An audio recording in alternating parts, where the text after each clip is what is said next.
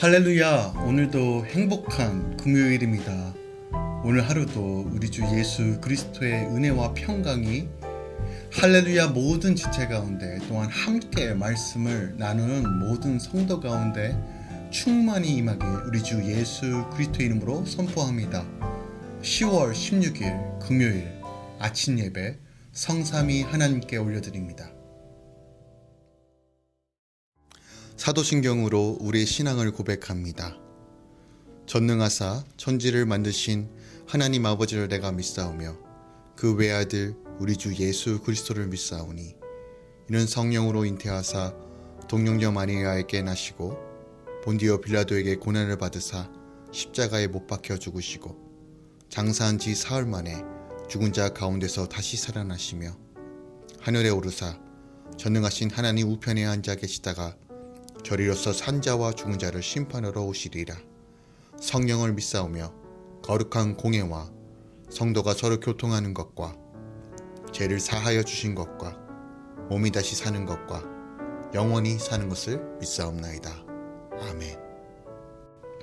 오늘 하나님의 말씀은 데살로니가전서 2장 1절부터 12절까지입니다. 하나님 말씀을 받습니다. 형제들아, 우리가 너희 가운데 들어간 것이 헛되지 않은 줄을 너희가 친히 아나니 너희가 아는 바와 같이 우리가 먼저 빌립보에서 고난과 능욕을 당하였으나 우리 하나님을 힘입어 많은 싸움 중에 하나님의 복음을 너희에게 전하였노라. 우리의 권면은 간사함이나 부정에서 난 것이 아니요 속임수로 하는 것도 아니라 오직 하나님께 옳게 여기심을 입어 복음을 위탁받았으니 우리가 이와 같이 말함은 사람을 기쁘게 하려 함이 아니요 오직 우리 마음을 감찰하시는 하나님을 기쁘시게 하려 함이라. 너희도 알거니와 우리가 아무 때에도 아첨하는 말이나 탐심의 탈을 쓰지 아니한 것을 하나님이 증언하시느니라. 또한 우리는 너희에게서든지 다른 이에게서든지 사람에게서는 영광을 구하지 아니하였노라. 우리는 그리스도의 사도로서 마땅히 권위를 주장할 수 있으나 도리어 너희 가운데서 유순한 자가 되어 유모가 자기 자녀를 기름과 같이 하였으니 우리가 이같이 너희를 사모하여 하나님의 복음뿐 아니라 우리의 목숨까지도 너희에게 주기를 기뻐함은 너희가 우리의 사랑하는 자 됨이라. 형제들아, 우리의 수고와 애쓴 것을 너희가 기억하리니 너희 아무에게도 폐를 끼치지 아니하려고 밤낮으로 일하면서 너희에게 하나님의 복음을 전하였노라. 우리가 너희 믿는 자들을 향하여 어떻게 거룩하고 옳고 흠없이 행하였는지에 대하여 너희가 증인이요 하나님도 그러하시도다. 너희도 아는 바와 같이 우리가 너희 각 사람에게 아버지가 자기 자녀에게 하듯 권면하고 위로하고 경계하노니 이는 너희를 부르사 자기 나라와 영광에 이르게 하시는 하나님께 합당히 행하게 하려 함이라. 아멘. 하나님의 말씀입니다. 오늘 본문은 바울 일행의 데살로니가 전도 사역을 회상하는 내용을 담고 있습니다. 데살로니가에서 복음을 전하던 당시 바울과 실라 등 그들이 어떤 자세로 사역에 임하였는지에 대한 진술로서 회고를 통한 변증의 내용을 담고 있습니다. 먼저 1절에서는 데살로니가에서의 그의 사역이 헛되지 않았음을 밝히고 있으며 2절부터 12절에서는 데살로니가에서의 그의 사역 자세를 4가지로 밝히고 있습니다. 먼저 2절에서는 고난을 무릅쓰고 복음을 전하였다라고 고백하고 있습니다. 또 두 번째로 3절부터 5절에서는 하나님을 기쁘시게 하는 자세로 복음을 전하였다라고 고백합니다. 그 이유는 바울의 전도 목표는 사람이 아닌 하나님을 기쁘시게 하는 것이기 때문에 그렇게 했다라고 고백하고 있습니다. 물론 바울은 사람에게 무관심하지 않았습니다. 그런데 그가 이렇게 고백하는 것은 복음 전하는 일이 하나님께서 자신에게 위탁하신 일임을 확신하고 오직 하나님께만 기쁨을 드리기 위해 그가 복음을 전했다는 것이에요. 그래서 바울은 누군가에게 환심을 사려고 아첨할 필요가 없었고 탐심을 가지려고 할 필요도 없었다라고 이야기합니다. 셋째로 6절부터 9절에서는 그의 위엄과 권위를 부리기보다 사랑과 희생으로 복음을 전하였다라고 말합니다. 사도의 권위를 내세우기보다 마치 유모와 같이 다정한 보살핌으로 성도들을 대했다라고 말합니다. 예수님께서 그렇게 하셨듯이 바울도 목숨까지 내어주면서 기뻐함으로 사랑으로 성도들을 대했습니다. 바울은 십자가의 놀라운 사랑을 경험했기에 이렇게 이타적으로 사랑할 수 있었던 것입니다. 넷째로 10절부터 12절에 이렇게 기록되어 있습니다. 성도들을 하나님 앞에 바로 세우려는 자세로 복음을 전하였다라고 말합니다. 바울의 이타적인 사랑은 구체적인 적용으로 나타났습니다. 그는 성도들에게 부담을 주지 않으려고 정직히 땀 흘려 생활비를 벌었고요. 이런 자비랑 선교를 통해서 다시 한번 온전하게 복음이 증거될 수 있도록 노력했습니다. 이런 바울의 사랑과 권면의 목적은 성도들이 하나님께 합당히 행할 수 있도록 권면하고 가르치는 것이었어요.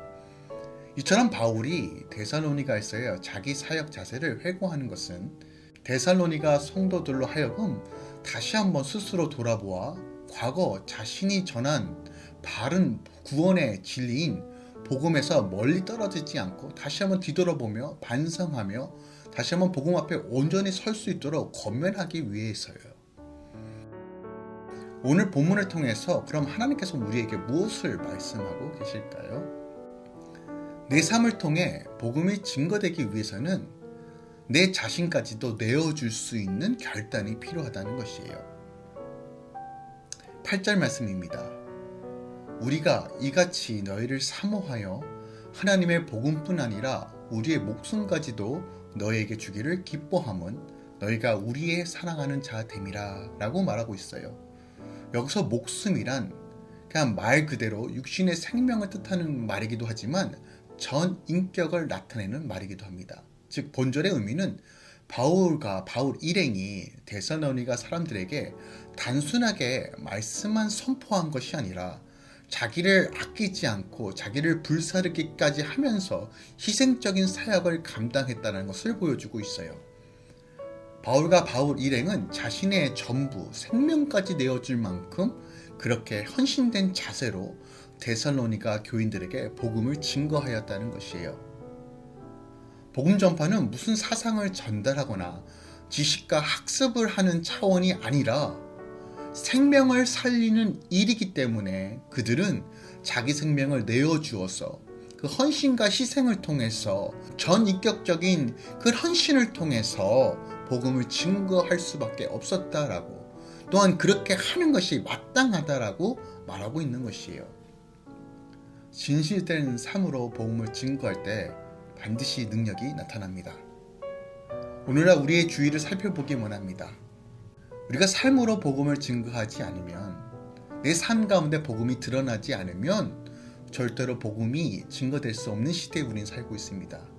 내 삶에 예수가 나타나지 않고 내 삶 가운데 온전한 변화를 통해서 하나님 나라가 증거되지 않으면 절대로 내 이웃에게, 또한 주를 믿지 않는 자들에게 복음을 증거할 수 없는 시대에 살고 있습니다.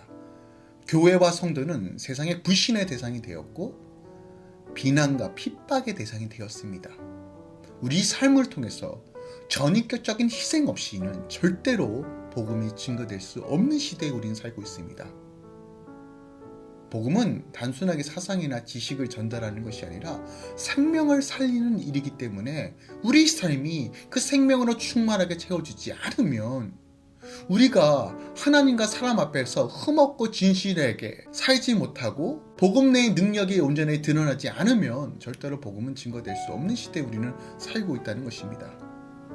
바울은 10절에 이렇게 이야기합니다.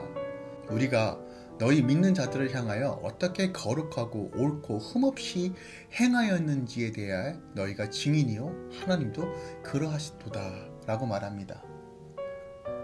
거룩함, 하나님 앞에서 우리는 경건해야 합니다. 옳음, 세상 앞에서 사람들 앞에서 도덕적 기준이 위배되지 말아야 합니다. 우리가 온전히 하나님 앞에서 거룩하고 사람 앞에서 옳고 흠없이 행할 때 우리가 온전히 복음을 증거할 수 있습니다.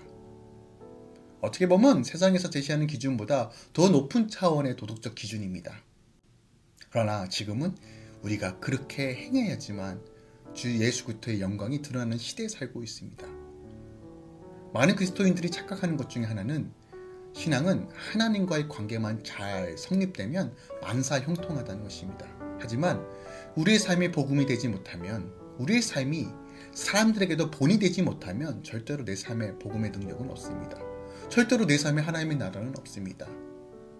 또한 사람들에게만 선하고 하나님에게 진실하지 못한 자들도 있습니다. 이런 자들도 절대로 그의 삶 가운데 하나님 나라는 없고 복음의 능력은 없습니다. 바울과 그의 일행이 전인격적인 희생을 통해서 하나님의 영광을 드러내며 복음을 증거했던 것처럼 우리도 그렇게 살아야 합니다.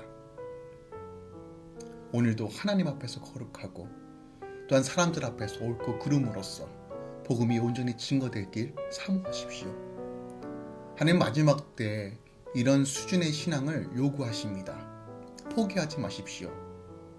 자꾸 여러분 그 기준을 낮추지 마십시오. 성령님을 의지하고 믿음으로 바라볼 때 하나님께서 능력과 권능과 지혜를 허락해 주십니다. 오늘도 섬기며 사랑하며 주의 나라가 확장될 것을 바라보며 꿈꾸며 주님을 기뻐하시는 삶, 주님께 영광을 올려드리는 삶 가운데 주님께서 주신 그 사명을 잘 감당하며 다시 한번 오늘도 믿음으로 승리하시길 우리 주 예수 그리스도의 이름으로 축원드립니다. 기도하겠습니다. 사랑하는 주님 감사합니다. 오늘 하루를 시작합니다. 우리 삶 가운데 예수 그리스도의 향기가, 예수 그리스도의 능력이, 그 복음의 진실성이 내 삶 가운데 드러나기 원합니다. 가는 곳곳마다 내 삶 가운데 그것을 드러낼 수 있도록 역사하여 주시고, 또한 우리가 온전하게 거룩하고 성배된 삶을 통해서 준비된 자로, 또한 전도하는 자로 나아갈 수 있도록 역사하여 주시옵소서. 주님, 우린 연약하고 부족합니다. 그러나 성령 하나님 채워주시고 인도하여 주셔서 오늘도 이 사명 잘 감당할 수 있도록 역사하여 주시옵소서. 이제는 우리 주 예수 그리스도의 은혜와 우리 아버지 하나님의 놀라우신 사랑과 성령님의 내주교통 충만 역사하심이 오늘도 주의 사명을 감당하며 주님 바라보는 모든 주의 성도들의 삶 가운데, 가정 가운데, 직장 가운데 이로부터 영원까지 함께 있을지어다. 아멘.